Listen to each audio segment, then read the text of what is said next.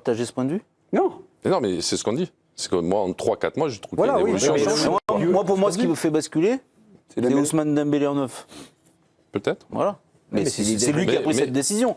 Donc bravo à lui. Mais il y a autre chose aussi de Luis Enrique, c'est que ce soir, pour moi, on en a parlé en deuxième mi-temps, ils ont énormément souffert. Ouais. Moi, je trouve aussi, c'est le moment où ils auraient pu craquer. Il y a eu des changements qui ont été faits. Et ces changements, en fait, il a utilisé vraiment un groupe de 18-20 joueurs et tout ça, en fait, ça paye maintenant. C'est-à-dire que Doué, pour moi, il fait une très très bonne rentrée et il fait énormément du bien à cette équipe. Beraldo aussi, alors qu'on n'a pas trouvé. Zaïre Emery fait une très bonne rentrée. Et à la sortie, ça donne vraiment un second souffle. Et c'est pour ça qu'en prolongation, selon moi. Et surtout versus les entrants de Liverpool, qui ont été catastrophiques. Ouais, aussi dans un autre côté. Mais c'est pour ça qu'en prolongation, tu es supérieur d'un coup, tu es supérieur à Liverpool, alors que tu pensais. Moi, je pensais qu'après la deuxième mi-temps, ils allaient s'effondrer. Pardon, mais sur les deux matchs cette année, est-ce que Paris est enfin devenu un club de sportif, un club de sport? On a beaucoup parlé de la politique, on a beaucoup parlé. Il y a un élément dont on n'a pas du tout parlé ce soir. C'est pas le sujet du soir. Non, c'est qu'il n'y a aucune affaire cette année au PSG. On a eu des débats sur le jeu du PSG. En train de chercher la mise à l'écart de Dembélé, alors vraiment, c'était. Il y a eu aussi Kimpembe qui n'était pas content, mais tout ça. Il n'y a pas eu. Ça passe par rapport aux saisons précédentes du Paris Saint-Germain, c'est un long fleuve tranquille cette année. Ouais, franchement. Il y a un joueur en moins quand même. On n'insiste jamais dessus. Mbappé quand même. Ouais, mais je suis seul en fait. En fait, il y avait des gens qui m'aidaient un peu de temps en temps, mais j'ai l'impression qu'à chaque fois que je parle de ce cas-là, je suis un peu seul. Donc là, ben oui. Dites-le. Donc il n'est pas là. C'est ce que je viens de dire. Donc c'est pas Mbappé en fait. Mbappé n'est pas là et tous les problèmes qu'il y avait sur la dernière saison au PSG venaient souvent de lui. Donc je ne vais pas tous les énumérer. On l'a vu même avoir des problèmes entouré de Messi et Neymar, parce qu'il ne voulait pas jouer devant, etc. Il ne voulait pas jouer à gauche, il ne voulait pas jouer là. Et dès qu'on le sortait, on faisait tous des polémiques non-stop, alors que Luis Enrique le sortait, selon moi, justement, parce qu'il n'était pas à son niveau. Et puis voilà, donc cette année, il n'est pas là, et donc ça crée un petit peu moins de conflits, quoi. Enfin, selon moi, mais bon. Enfin, il y a la fixette de jeu sur Mbappé. Voilà, la fixette. Dès que tu parles. Mais moi, désolé, essaye de me contrer sur ce que je viens de te dire, en fait. Sur tous les derniers problèmes du PSG. C'est simple de te contrer. Vas-y. Ils vont se rencontrer. La stat. Bah oui, l'impact d'Mbappé sur les saisons du PSG. C'est vrai qu'en Ligue des Champions, il a vraiment mis sa patte. Il est indiscutable. Ils ont fait finale et demi-finale avec lui. Avec lui. C'est pas trop. Oui, avec lui qui était dans l'effectif, ouais. Avec lui, je crois que dans le Final Four, il est un petit peu décisif. Je pense que Neymar est un peu plus décisif que lui. Donc Neymar a amené le PSG en finale. D'accord. Mais sinon, Mbappé l'a jamais amené. Donc Neymar, malgré la présence d'Mbappé, a amené le PSG en finale. Ah, ben Neymar, sur le Final Four, tu peux les regarder les matchs. C'est lui qui t'amène en finale. Et qu'on a oublié qu'il y a eu des équipes du PSG extrêmement séduisantes. Je parle des équipes. Peut-être qu'il y a des époques où tu peux en parler. Quand c'était séduisant, il n'était pas là. Tu vois, pour moi, c'est le PSG de Laurent Blanc. Comme par hasard, il n'est pas là.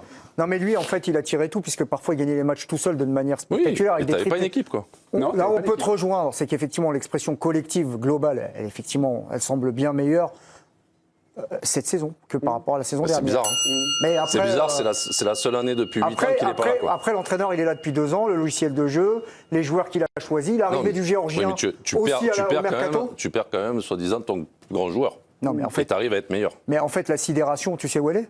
C'est Dembélé qui plante autant. C'est ça qu'on n'a pas vu venir. 30 buts, hein.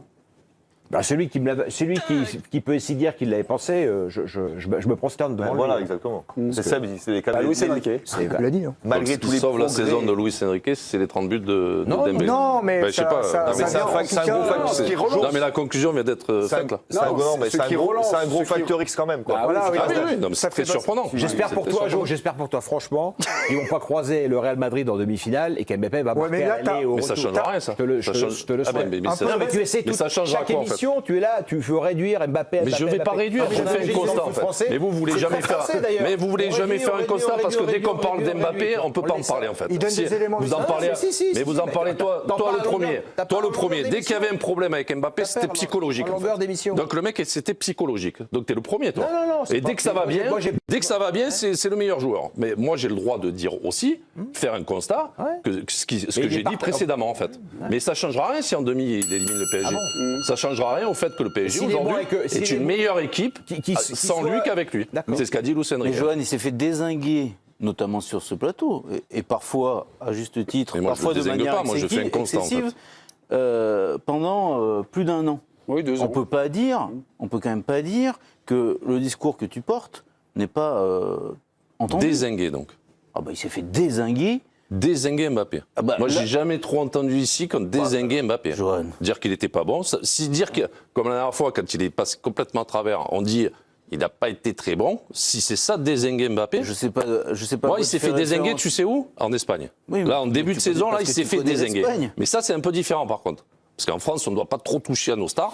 Mais dès qu'il y en a un qui dit il n'a pas été bon, on le dézingue. Bon, ben alors on l'a dézingué. Parce que ici, moi, j'ai jamais vu quelqu'un dézinguer Mbappé. Ce soir, tu dis quoi de Salah? Sur la double confrontation. Très mauvais. Qu'est-ce que tu dis? Très mauvais. Donc tu dis que, vivement qu'il parte pour que Liverpool soit meilleur. Quoi. Pourquoi? Mais ce serait complètement mais grotesque de dire ça. Bah oui, il a été. Tu vas pas me comparer Salah avec un joueur d'équipe. Mais Salah, il a été extraordinaire avec Liverpool. Après, Salah, mais ça change rien, ça. Mbappé, le bilan de Mbappé avec le PSG, il est pas bon. Donc Salah, il a juste gagné la Ligue des Champions. Il est resté 7 ans au PSG. Tu parles de la dernière année qui était une année de politique aérie avec un président tyran. Mais je te parle pas de la dernière année, moi. Ah bon? Je te parle de toutes les années. Les 7 ans de Mbappé au PSG, c'est acheté. Toutes les périodes où il y a eu des problèmes au PSG, il était au milieu, en fait. C'est ça.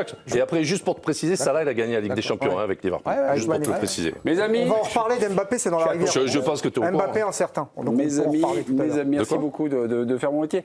Je pense qu'on a fait le tour de la question d'Mbappé. Mais tu vois, c'est marrant, parce que dès que tu mets Mbappé sur la table, de suite, ça part. Ça réveille. Ah oui, parce que pourtant, on parle du PSG tranquillement. T'es de mauvaise foi. T'as deux. Alors maintenant, je suis de mauvaise foi. C'est Deschamps et Mbappé. Bon, mais pourquoi tu dis ça en fait? Parce que je donne mon avis sur ce que je vois. Je donne mon avis sur ce que je vois. C'est-à-dire que là, tu t'éclates, par exemple, si tu parles sur Deschamps. Dans les raisons. Bon, enfin, si tu veux faire mon procès, tu veux faire mon procès ce soir. Non, je ne fais pas ton procès. C'est pourquoi tu dis ça alors? Parce que je te réponds à ce que tu dis. Mais qu'est-ce que tu réponds? Donc quand je vois Deschamps faire une équipe bidon, j'ai le droit de le dire en fait. Parce que je considère. Toi, ce soir, donc tu expliques que la victoire du PSG en Anfield, c'est grâce au départ d'Mbappé. Mais le problème, moi, je vois pas ça. Le problème, je pensais que tu étais un peu plus intelligent quand j'en parlais, mais apparemment, tu dois être comme les gens qui doivent, tu sais, sur Twitter. Mais apparemment, tu dois être pas assez intelligent pour comprendre ce que je dis en fait. Si résumé à chaque fois, je dis un truc sur Mbappé et Deschamps, dire c'est mes deux cibles. C'est vrai. J'espère qu'on va pas en reparler. Mais ça, moi, je me permettrai pas de te dire, par exemple, que toi, ta cible, c'est Nasser Al-Khelaifi, tu vois, et le Qatar non-stop. Mais moi, je me permettrai pas de faire ça. Toi, tu as le droit de te donner ton avis et de les cibler tout le temps, en fait. Mais non, toi, tu as le droit de les cibler tout le temps, mais moi, j'ai le droit aussi de cibler ou de donner mon avis sur... T'as toute la liberté quand les mecs sont mauvais en fait. Défendre le Qatar si tu trouves que l'application. Non mais moi je défends rien du tout. Mais par contre je me permettrai jamais de dire ça en fait, tu vois. Parce que je donne mon avis sur Mbappé, qui n'est pas le même que le tien et que tous les suiveurs français, là, journalistes, qui vont dans le même sens. Tu vois, comme je suis pas comme toi, donc c'est pas une cible en fait. Je donne mon avis. Et quand il est bon, je le dis moi aussi. Et quand il est mauvais, je le dis. Je dis pas juste, il est passé un petit peu à travers. Je t'entends quand même là. Mais moi je me permettrai jamais de te dire que ta cible c'est Nasser Al-Khelaifi. Tu vois, jamais je me permettrai ça. Stéphane, Jo. Non, mais c'est irrespectueux de parler comme ça. De dire que toi, tes cibles, c'est Deschamps. Mais non, je dis ce que je vois, en fait. Moi, je dis ce que j'entends. C'est un manque de respect de parler. Moi, je t'entends parler, Jo. Oui, mais je trouve que tu manques de respect. Il faut assumer. Mais j'assume. Mais je crois que j'assume pas.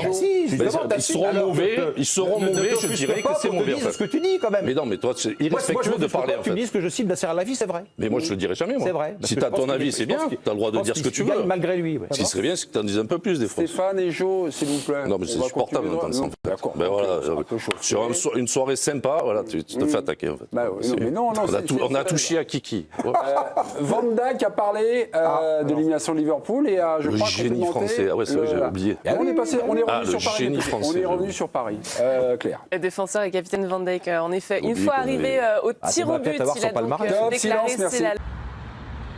Franchement, il a raison, Johan Mikou. Il y en a marre de cet anti-parisianisme, de sucer Mbappé jusqu'à la moelle. Honnêtement, le Paris Saint-Germain se porte beaucoup mieux sans Mbappé qu'avec Mbappé. D'accord, Mbappé a fait de très grandes choses avec le Paris Saint-Germain, mais à un moment donné, c'est vrai que pendant 3, 4, 5 ans qu'il était au Paris Saint-Germain, sur les 7 ans qu'il a passé, il y a eu au moins 5 ans de polémique et je vais au Real, je vais pas au Real. Et machin, et bidule, et machin, et bidule. Non, c'est vrai que là, cette année, il n'y a pas de polémique. Et même s'il y a des polémiques, comme avec Dembélé au Barça, etc., mais c'est des polémiques sportives. Ça parle de jeu à chaque fois. Et ça parle pas de carnaval de Rio, de boîte de nuit, et je vais en Suède, et je veux pas l'équipe de France, et je vais au Real, et je vais pas au Real. Non, ça parle que de jeu. Donc il n'y a pas eu de polémique depuis qu'il est parti. Et c'est très bien comme ça. Mikou, il a raison quand il dit... j'ai jamais entendu sur ce plateau un jour Mbappé être dézingué. Tarago dit le contraire, mais non, le génie français, comme il dit, tu parles du génie français. Et il a raison, Mikou, quand il dit dans le Final Four en 2020, Neymar a été beaucoup plus impactant que Mbappé. On l'a vu. Après, c'est vrai que Neymar avait raté beaucoup d'occasions contre Leipzig, contre l'Atalanta, etc. Mais il a été beaucoup plus décisif que Mbappé. Donc il faut arrêter à un moment donné, et je suis d'accord avec Mikou sur ce qu'il dit, et Stéphane Guy, l'anti-parisien, ils sont tous anti-parisiens quoi qu'il en soit. Voilà, Mbappé, son absence, tu la vois pas cette année au PSG, et on est très bien sans lui, et on espère qu'on continuera comme ça.